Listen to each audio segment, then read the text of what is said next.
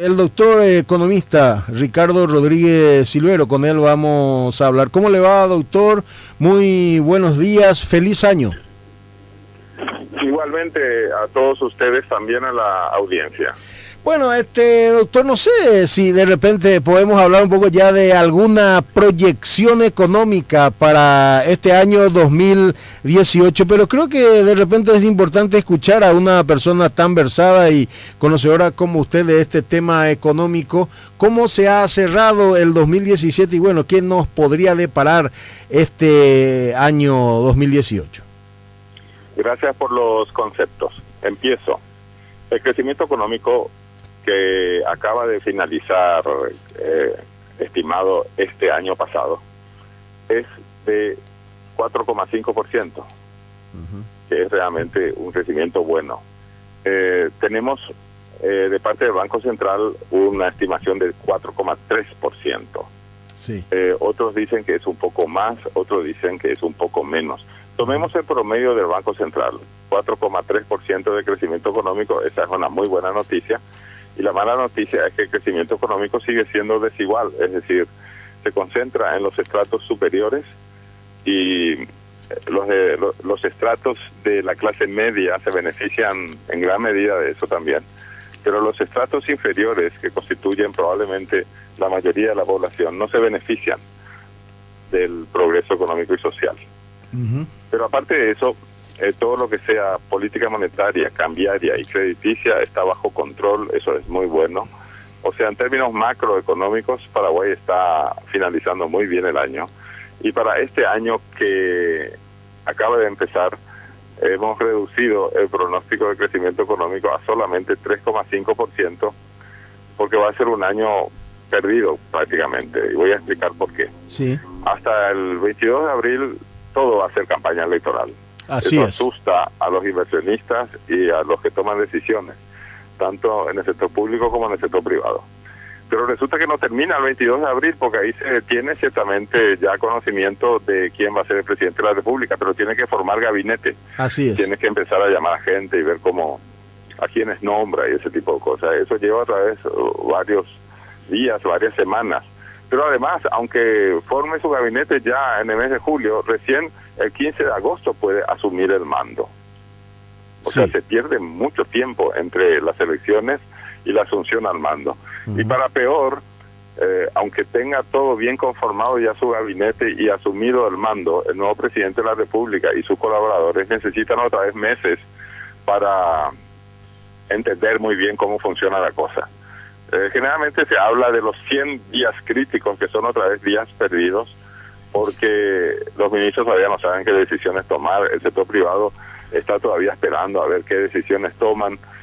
Es decir, prácticamente el año 2018 en términos macroeconómicos va a ser un año de crecimiento bajo, relativamente bajo. Estamos acostumbrados ya a un crecimiento superior al 4%, pero resulta que estamos estimando de que este año no vamos a llegar al 4%. Y ese crecimiento, por más que sea 3,5, que ya sería otra vez una buena noticia, sí, seguirá siendo desigual, es decir, mucha gente no participará de los beneficios del progreso económico y social. Pero aparte de eso, está la microeconomía, es decir, los microempresarios, los microemprendedores rurales, todos ellos están desatendidos en términos de políticas económicas y sociales. La mayoría de ellos no consiguen ni siquiera créditos, no recibe asistencia técnica tampoco. Y como son los sectores más multitudinarios y más pobres del país, y es una pena tener que decir de que ellos están marginados. Por otro lado está la cuestión social.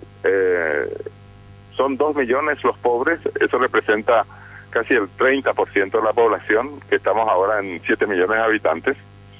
Pero lo preocupante es que dentro de esos 2 millones, unas 400.000 personas son realmente solemnemente pobres. Es decir, es la gente que vive en pobreza extrema. Es la miseria, definida como no tener lo suficiente para comer diariamente. Generalmente tampoco tienen acceso a la educación sus hijos, tienen salud precaria, tienen problemas de vestimenta, no tienen techo, es decir, es la gente más pobre del país. Y los pronósticos para los pobres en general y para la miseria en particular, no son buenos para este año 2018. Pero probablemente el peor sector de todos es la cuestión ambiental. Nos hemos vuelto el peor país depredador de bosques en el mundo. Solamente Kampuchea, que nadie sabe ni lo que es eso, porque antes se llamaba Camboya, echa más bosques que Paraguay. Pero si nosotros analizamos nuestro país y dividimos en región oriental y región occidental o Chaco, casi no tenemos ya bosques naturales o nativos en la región oriental, y la depredación de bosques en el Chaco es realmente impresionantemente grande. Es decir, malas noticias para el medio ambiente. Eso va a ocasionar cambios climáticos en Paraguay, es decir, vamos a tener más lluvias que de costumbre, y cuando hay inundaciones la gente en miseria aumenta el número también. Estamos destruyendo sistemáticamente el hábitat natural y parece que la gente no es consciente de eso. Y totalmente, hace tiempo estamos en la misma, como dice usted, la gente evidentemente no es consciente, esto tampoco le importa de repente tres pepinos, como suele decirse, y solamente mira los que depredan precisamente los bosques, la naturaleza, su conveniencia, ¿no? Lamentable, y no se cumplen las leyes, tampoco, doctor Rodríguez Silvero, esa es la realidad en lo que respecta a este tema, por eso sigue esta impunidad, en una palabra. Efectivamente, y tenemos la fama de ser uno de los países más corruptos de América Latina, pero lo peor de todo es que la impunidad es más grande todavía que la corrupción. Así es. Entonces, en esas cuestiones hay que ser sumamente cuidadosos. Acabo de hacer un análisis técnico que fue macroeconómico, microeconómico, social y ambiental, pero realmente si fuéramos a analizar el manejo de la cosa pública, entre comillas, eso es horripilante, porque nos están estafando diariamente. En este país nos roban hasta legalmente. Sí. Fuerte la frase que acaba de expresar, de decir usted, doctor Rodríguez Silvero. Nos roban hasta legalmente, en realidad.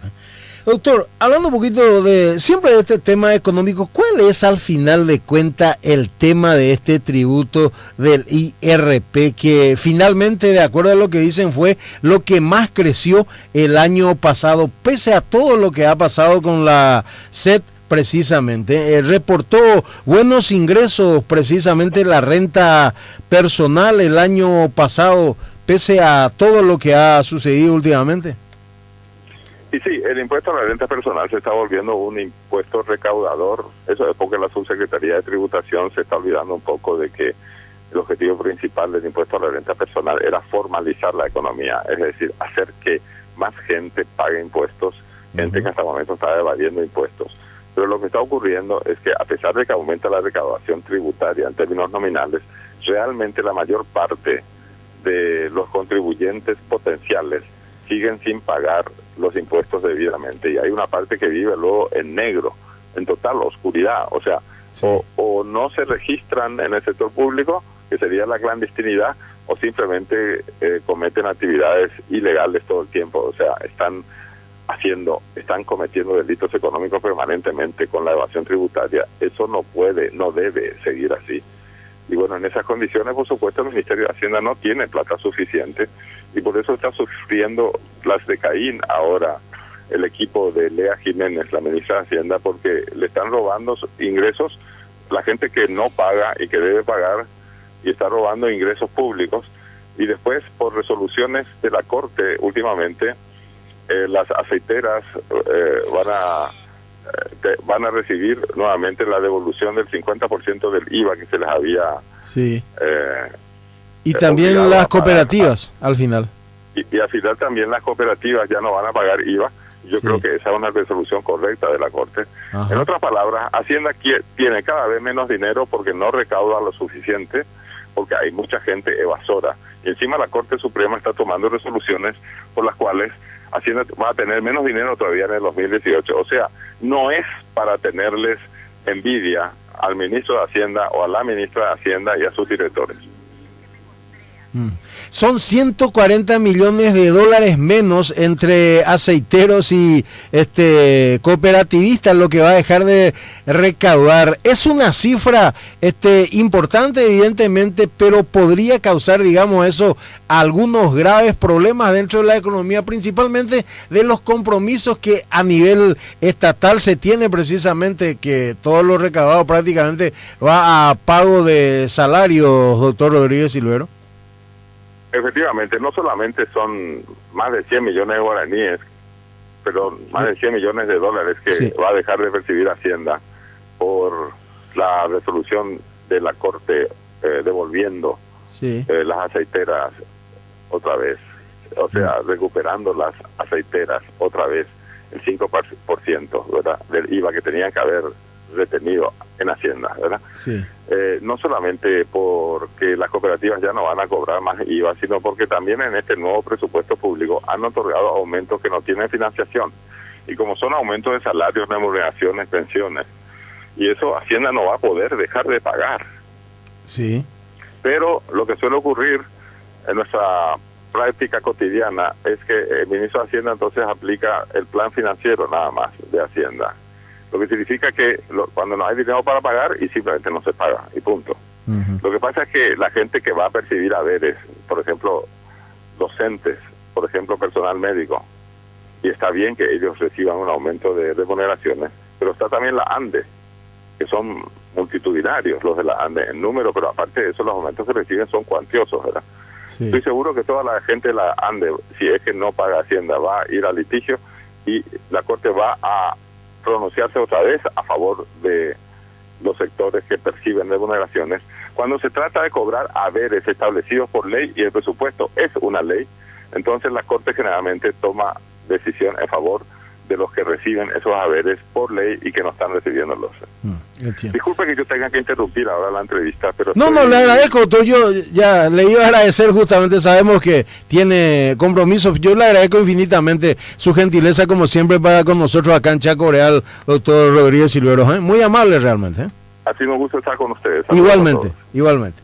Bueno, el doctor Ricardo Rodríguez Silvero, economista...